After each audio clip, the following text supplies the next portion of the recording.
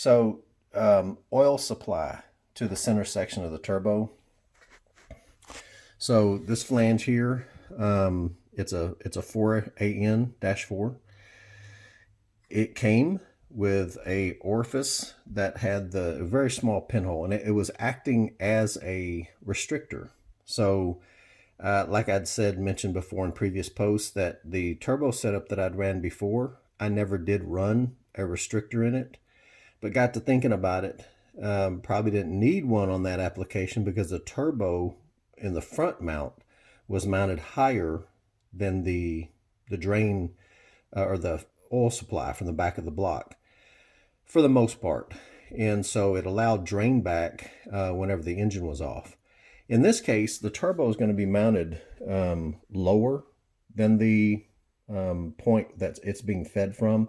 So there is a chance for some of that flow to try to fall back into the center section here, raise the level up during times when it's not running, and then that will allow some oil to seep past the seals into here and into the turbine housing, causing problems on both sides. So it's recommended that you run a check valve, and I've got one I'll show you. But we're talking about restrictions, and running restrictors and stuff like that. So the main goal for the drain back is the check valve, but too much pressure going into here and overpowering or filling up inside here is the main concern.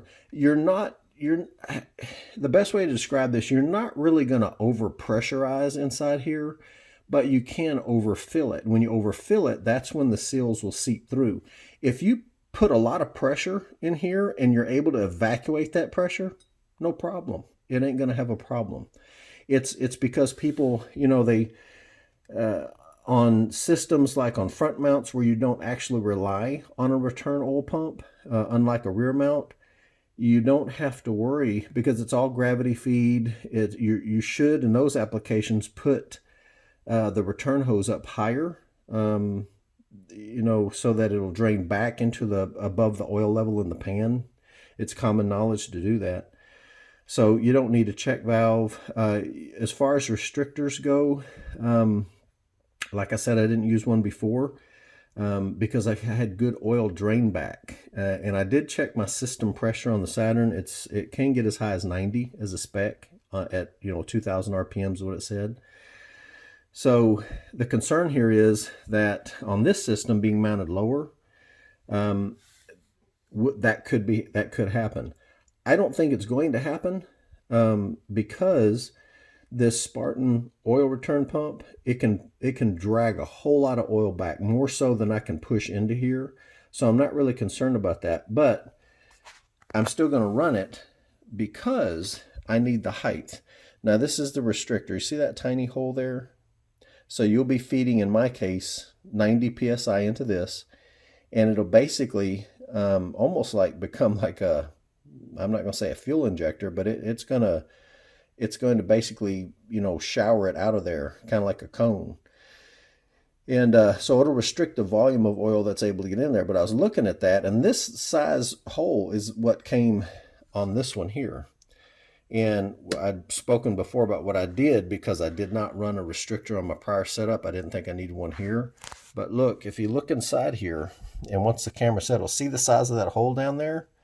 It's not the size of the Dash 4, but it's not much smaller. So I don't think running a restrictor is necessary, but the reason I'm going to run this particular piece is I need the height, okay?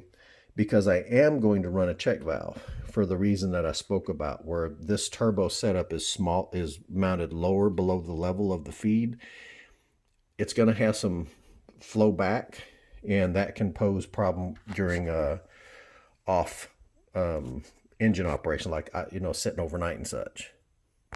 So I'm going to run the restrictor. I'm going to open this hole up, run this here, okay? And my only goal in running it is to it's like a little extension up.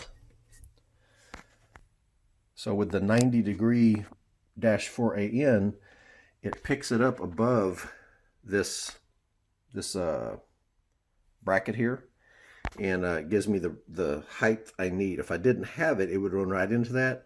And I could bring it over this way, I guess, and run it through here. But I'm wanting to run the lines a little bit. Running the lines is going to be more convenient this way. Everything, the return and the feed, headed toward the pump. Or the return headed toward the pump, rather. So if I have this on here, when I go to mount the... this is the check valve. I got it from Jegs. This handles... I think they said the opening PSI on it was like 1 PSI or 2 PSI. So as you can see, it's got an arrow on there, and they want you to put the flow that way. So the flow is going to be coming from the engine into here. So it'd mount this way once I get another fitting on this side. And you don't have to mount it right here, but keep in mind, the further back you mount it, all the space, all the line, the oil in the line from there to the fitting will flow back in there, and then you'll have an issue behind that. So I'm going to mount it as close as I can. But this is the way it would go, and you can see, having raised it up, I got plenty of clearance.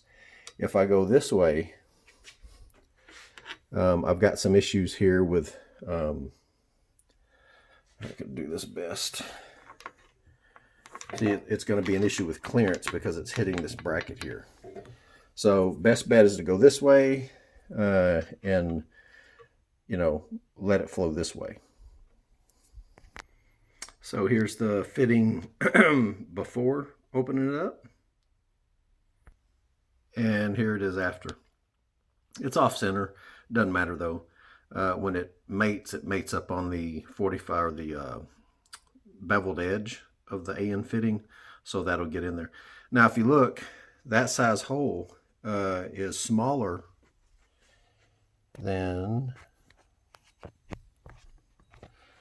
the hole that's in there, as you saw earlier. If we can get some, I can't really see it at this point. Well, it is smaller. so we're going to run with that because the hole size for what we're doing, that's the 4AN hole size right there, and of course that's the hole size we got to work with. So that should do it, and I'm leaving it just a little bit smaller to help with any issues that might come from not having a restrictor. Like I said, I don't think I'll have any because the Spartan pump is more than able to pull back everything that my stock oil system can push at it. But we don't want to do this twice, so we're going to err on the side of a little shortage there and call that good. Now in terms of AN fittings, okay, so what I did here, this is an aluminum -4. This is as you know, is a restrictor. I put the sealant here on here because this is like a brass fitting, more or less. And then this is like an aluminum fitting. So I put some the oil RTV in between here. When you're doing these aluminum AN fittings, really they seal so well by themselves the way they're designed. But what you do want to do is on the threads of these things, you want to put some anti-seize, okay? And it's not so much anti-seize per se, the effect you're going for. You're looking for the anti-galling, okay? So these are aluminum threads. You don't need to tighten these all that tight. You just want to get to their snug. You don't want to sit there and really wrench on them that hard. Matter of fact, they make special wrenches for these, aluminum wrenches that are solely for, you know, AN fittings. I have a set of them. I use them, and that way these things don't get all chewed up and rounded off and destroyed over the times, you know, that you may be using them in race applications and stuff. You can imagine the disassembly and stuff, how often that happens, and so they'll get chewed up pretty quick. And these things aren't cheap, obviously, or they weren't many years ago. Today on eBay, and of course there's quality issues between the cheaper ones and so forth, but you know, you don't want to have to keep buying these time and time again. But anyway, use some anti-seize on here, which equates to an anti-galling compound, and that'll take care of it on all these. And even on when you're putting your hoses together, okay, in here, the threads that you actually insert into the holes here, these things here, you know, use anti-seize on those as well, these threads right here. Okay. So here I'm spraying the copper spray gasket, and just, got loosely taped off the around the flange so I don't get the whole turbo and stuff covered. You just want to make sure this stuff, it's Permatex copper spray gasket high temp sealant. Just spray it evenly, almost like you were painting it. Let it kind of dry a little bit in between coats. I'm gonna put several coats on here just to make sure it's a good thick gasket. And then when these two meld, they just kind of goo or gel together and seal off imperfections in the metal and stuff. And like I said, I used it before on my other turbo setup, never had a leak one. It's just, I would try to get a gasket, but trying to find a metal gasket for this odd shaped flange is going to be a nightmare, just like it was finding the flanges in the first place. So this is my only resort. I could cut a gasket, but it'd be like a paper would be worthless.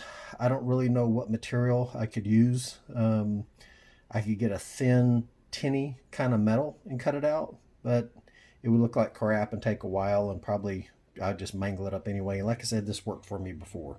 So again, multiple coats, let it dry a little bit in between each coat. And just like I said, try to act like you're painting something so you can get a good uniform surface on there. And this ought to do it.